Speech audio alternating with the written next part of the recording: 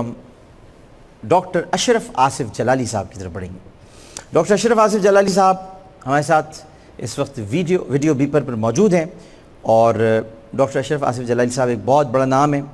ایک بہت بڑی ہستی ہیں، تحریک لبیک یا رسول اللہ کے اس وقت رہنما ہیں، اور خود بھی ماشاءاللہ ایک بہت بڑا مقام رکھتے ہیں، علمی ہستی ہیں، بہت زبردست اجتماع ہوتا ہے ہر سال ان کا توحید کے اوپر، اور ماشاءاللہ خطیب ہیں، ہمیں وقت دیا، بہت بہت شکریہ جناب ڈاکٹر آصف اشرف جلالی صاحب۔ السلام علیکم۔ میرا پہلا سوال آپ سے یہ ہوگا کہ مجھ کو یہ بتائیے گا کہ آپ کو مناظرے کا چیلنج دیا تھا ساجد میر نے، آپ نے نہیں دیا تھا، ساجد میر نے آپ کو مناظرے کا چیلنج دیا تھا۔ ساجد میر صاحب مناظرے سے فرار ہوئے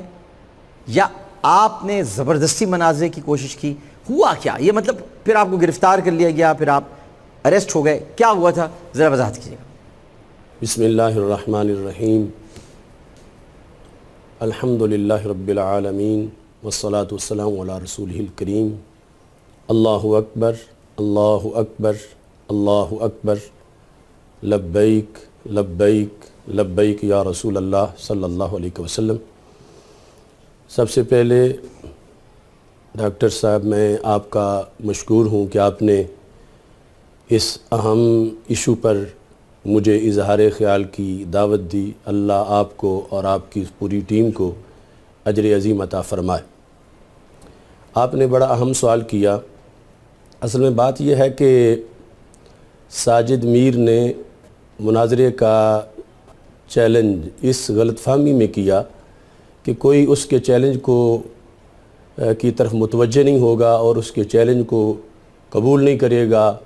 اور اس کی واہ واہ ہو جائے گی، اور اسے جو مراعات حاصل ہیں ظالم حکمران طبقے کی طرف سے، ان کے لحاظ سے وہ گویا کہ اپنے مالکوں کا حق ادا کر دے گا۔ لیکن اسے یہ خبر نہیں تھی کہ مدینہ والی سرکار تاجدار مدینہ حضرت محمد مصطفیٰ صلی اللہ علیہ وسلم جو ہماری روحوں کے مالک ہیں، ہم ہر وقت ان کے عزت و ناموس پر پہرا دینے کے لیے تیار ہیں۔ تو جو ہی اس نے چیلنج کیا، اسی وقت ہم نے اس چیلنج کو قبول کر لیا۔ اس کے بعد اس نے اقتدار کی بیساکھیوں کو استعمال کیا کہ کسی نہ کسی طرح وہ راہ فرار جب اختیار کرے تو اس کی بھاگنے کو اور فرار کو تحفظ مل سکے اور پردہ چاک نہ ہو۔ اس سلسلہ میں چونکہ اس نے چیلنج بھی کیا تھا، پھر 12 اکتوبر دن 5 بجے پریس کلب کے سامنے کے ٹائم پر اتفاق بھی ہوا تھا، لیکن انتظامیہ نے یہ جب ایشو اٹھایا کہ لا اینڈ آرڈر کا مسئلہ ہے، تو ہم نے کہا کہ آپ ٹی وی پر مناظرہ کرا لیں، یہ تو کوئی بات نہیں ہے۔ تو انہوں نے پھر جب ہم کسی لحاظ سے بھی پیچھے نہیں ہٹے، انہوں نے سمجھا کہ یہ تو ہر حال میں وہاں پہنچیں گے، تو پھر دفعہ 144 لگائی گئی۔ لیکن اللہ تعالیٰ کا فضل و کرم ہے کہ اہل حق ہمیشہ اپنے مشن پر آگے نکلے ہیں اور اپنے ہدف پر پہنچے ہیں۔ بندہ ناچیز اس سے پہلے کئی مناظروں میں، کئی جلوسوں اور ریلیوں کے لحاظ سے اور بڑی بڑی رکاوٹوں کو توڑ کے اللہ کے فضل سے ہم پہنچتے رہے ہیں، اور اس بار بھی خالق کائنات جل جلالہ نے خصوصی فضل کیا، اور جو سیدنا پیر مہر علی شاہ صاحب نے فرمایا ہے کہ جو ختم نبوت کے لیے نکلتا ہے اس کی عقیدہ کے تحفظ کے لیے، تو رسول اللہ صلی اللہ علیہ وسلم کا مقدس ہاتھ اس کی پشت پہ ہوتا ہے۔ تو ہم نے اس کا نظارہ کیا کہ کس انداز میں اتنی پولیس تھی، نفری تھی، رکاوٹیں تھیں مرکز کے باہر، پھر پریس کلب کے ارد گرد ناکے لگے ہوئے تھے، لیکن اس کے باوجود 5 بجنے سے 5 منٹ پہلے بندہ ناچیز بھی وہاں پہنچا، اور ہمارے جو گرفتار ہوئے ہیں مجاہدین عاشقان رسول صلی اللہ علیہ وسلم، ان کی تعداد 93 ہے، حالانکہ ہمارا مرکز میں پروگرام جاری تھا، اور اس کے مرکز میں آپ کا باوجود پروگرام جاری تھا۔ میں آپ سے کچھ مزید سوالات بھی کروں گا، بہت اہم باتیں آپ کر رہے ہیں۔ مجھے اصل میں آپ سے یہ پوچھنا ہے، ساجد میر صاحب نے باجوہ صاحب کو سب سے پہلے انہوں نے یہ کہا تھا کہ یہ ان پہ الزام لگایا تھا کہ وہ قادیانی ہیں، تو یہ آپ کے خیال میں وہ کس کے ایجنڈے پر کام کر رہے ہیں؟ ملک میں افراتفری پھیلانے کے لیے، یہ ایجنڈا کس کا ہے؟ یہ مجھے بتائیے گا جناب اشرف آصف جلالی صاحب۔ ایک وقفہ لیتے ہیں، وقفے کے بعد حاضر ہوں گے۔ خبریں بہت ہیں، لندن کے چہرے دکھانے ہیں، کیونکہ ایسے نہیں چلے گا۔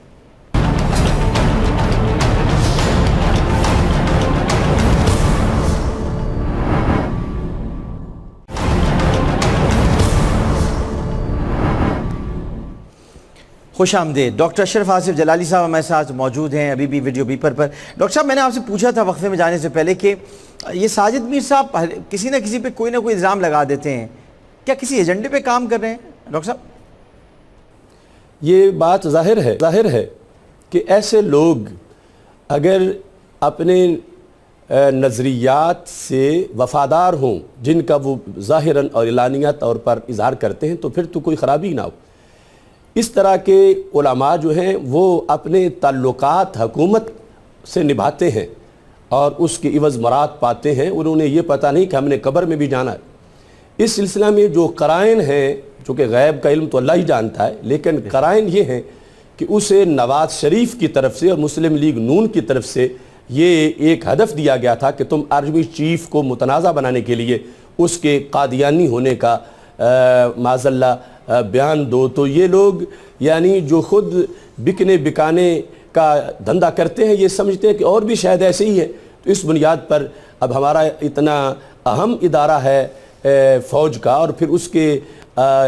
چیف کی بات ہو رہی ہے، تو اس طرح اس نے سینیٹر ساجد میر نے یعنی ان کو متنازع بنانے کے لیے یہ ایک کمینی حرکت کی۔ میں اس کو کمینی حرکت کہوں گا، چونکہ پاک فوج پورے ملک کی سالمیت کے لیے اپنا کردار ادا کر رہی ہے، اور ملک میں جو بارود کی آگ لگی ہوئی ہے اس کو وہ اپنے خون سے بجھا رہے ہیں۔ اور ہمارے دشمن، ہمارے ملک کے دشمن یہ چاہتے ہیں کہ آرمی متنازع ہو جائے، آرمی چیف متنازع ہو جائے، تاکہ ان کو دشمنوں کو کھل کھیلنے کا موقع ملے۔ تو اس طرح وہ اپنے ایجنٹ تیار کر کے ایسی باتیں پاک فوج کے خلاف لوگوں سے کہلواتے ہیں، اور یہ پیچھے ایجنڈے کی وہ تاریں تھیں جو ہلائی جا رہی تھیں، اور زبان ساجد میر کی اچھا، نواز شریف کے یہ قانونی اور اخلاقی جرائم تو ڈاکٹر صاحب سامنے آ گئے ہیں۔ یہ مجھے بتائیے گا اور سمجھائیے گا کہ علماء اہل سنت کے نزدیک نواز شریف نے دین کے ساتھ کیا کیا؟ یہ بڑا اہم سوال ہے، کیونکہ لوگ سننا چاہتے ہیں دین کے ساتھ نواز شریف نے کیا کیا۔ ڈاکٹر عامر لیاقت صاحب، میں آپ کو اس پر بھی تحسین پیش کرتا ہوں کہ آپ نے ایسے وقت میں کہ جب بولنا ظالم حکمران کے خلاف واقعی جہاد کہلاتا ہے اور جہاد اکبر بن جاتا ہے، آپ نے ایسے حالات میں وقت کے حکمرانوں اور یزیدوں کے خلاف آپ نے آواز بلند کی۔ آپ یہ سمجھتے ہیں کہ ہم شروع سے، جو کہ ختم نبوت ہو یا ناموس رسالت ہو، ہمارا 25 سالہ کیریئر ہے کہ ہم نے ہر موقع پہ آواز بلند کی۔ جس وقت نواز شریف نے قادیانیوں کو بھائی بہن کہا تھا، اس وقت بھی لاہور پریس کلب میں یعنی جون 2010 نے۔ اچھا، یہ آپ کی بات بالکل درست ہے۔ مجھے اب یہ بہت اہم، چونکہ اس کا اعلان باقاعدہ کیا ہے جناب پیر خادم حسین رضوی صاحب نے کہ ختم نبوت مارچ کا آغاز ہو رہا ہے۔ تو یہ ختم نبوت مارچ آپ لوگ لاہور سے شروع کر رہے ہیں، نومبر میں غالباً شروع کر رہے ہیں۔ نومبر کی تاریخیں بتا دیں، 6 یا 7 تاریخ ہے، تو اگر یہی ہے تو ختم نبوت مارچ آپ شروع کر رہے ہیں۔ یہ لاہور سے شروع ہو کر کہاں تک جائے گا؟ اسلام آباد تک جائیں گے؟ وہاں جا کر کیا کریں گے؟ کیا مطالبات ہیں؟ آج تو پنجاب حکومت نے بھی، ابھی ہم آپ کو اسکرین پہ دکھا دیتے ہیں، مطلب تمامی اخبارات میں، آج پورے ملکی اخبارات میں ختم نبوت سے متعلق اشتہارات بھی شائع ہوا ہے۔ کیا اب بھی یہ مارچ جاری رہے گا جناب ڈاکٹر اشرف آصف جلالی صاحب؟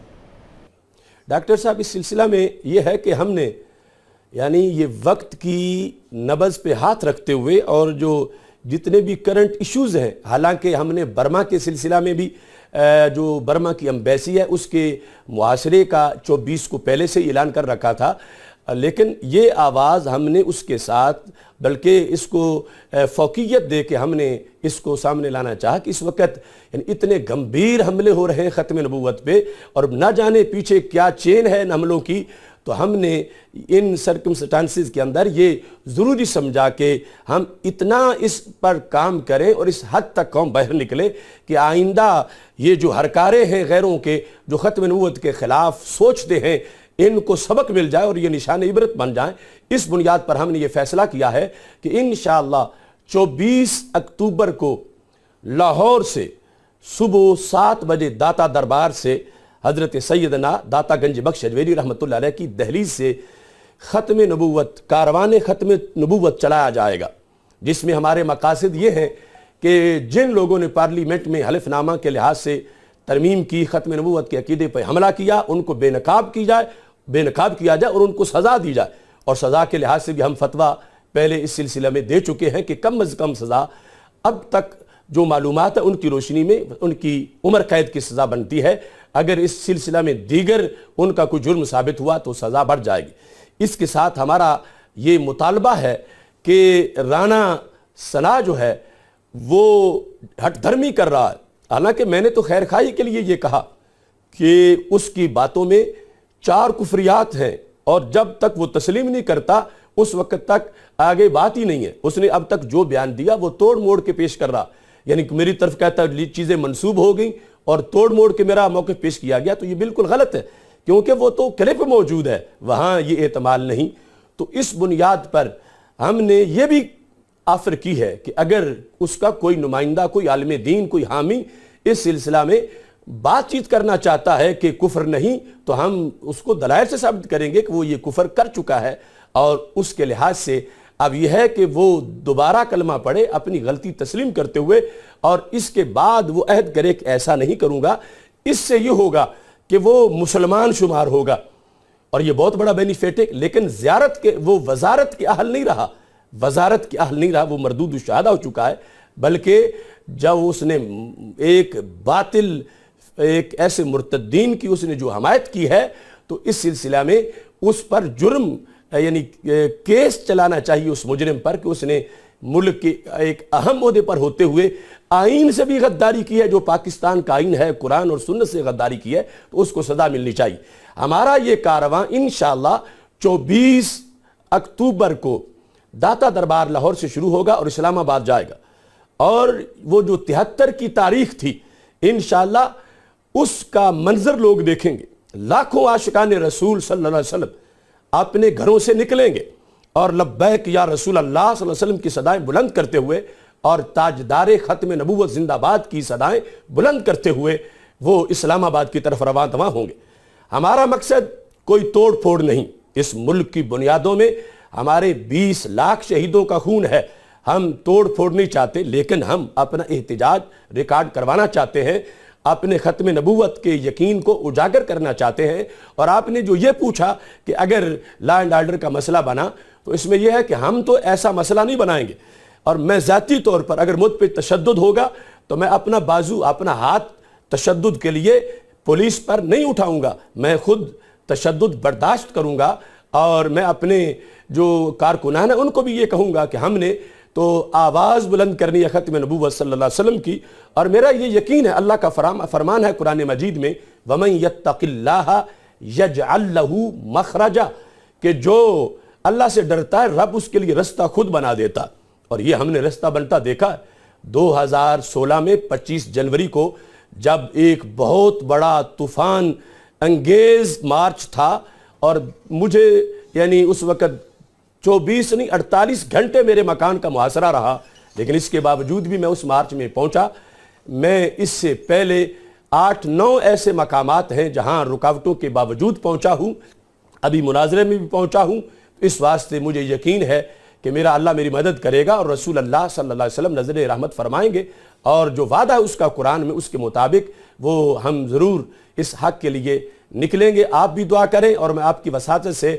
تمام اسلامیان پاکستان سے گزارش کر رہا ہوں کہ یہ کوئی مکان کا جھگڑا نہیں، یہ کوئی پلاٹ کا جھگڑا نہیں، یہ اور کسی لحاظ سے ہمارا کوئی ذاتیات کا جھگڑا نہیں، یہ تو کائنات صلی اللہ علیہ وسلم کی شان ختم نبوت کی بات ہے۔ اس پر کروڑوں جانیں ہم نچھاور کر دیں تو کوئی عجیب نہیں کہ ختم نبوت کا عقیدہ پورے دین کی اساس بھی ہے اور قلعہ بھی ہے، اور ہم نے جانیں دے کر بھی اس کی حفاظت کرنی ہے۔ اگر جانیں دینا پڑیں تو ہم پیچھے نہیں ہٹیں گے، ہم عہد کر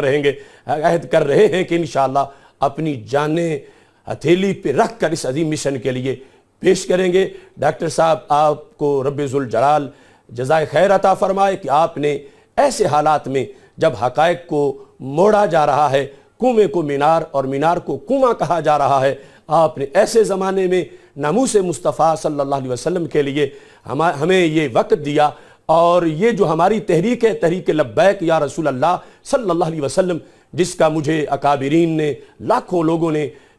خادم اور چیئرمین کے طور پر منتخب کیا، میں آپ سے یہ وعدہ کر رہا ہوں کہ ہمارا یہی مشن ہے کہ ناموس مصطفیٰ صلی اللہ علیہ وسلم کی پاسبانی ہو اور نظام مصطفیٰ صلی اللہ علیہ وسلم کی حکمرانی ہو، اور اس مشن کے لیے، اس منشور کے لیے دن رات ہم اللہ کے فضل سے تیار ہیں، تیار رہیں گے۔ وآخر دعوایا ان الحمدللہ رب العالمین، لبیک لبیک لبیک یا رسول اللہ صلی اللہ علیہ وسلم۔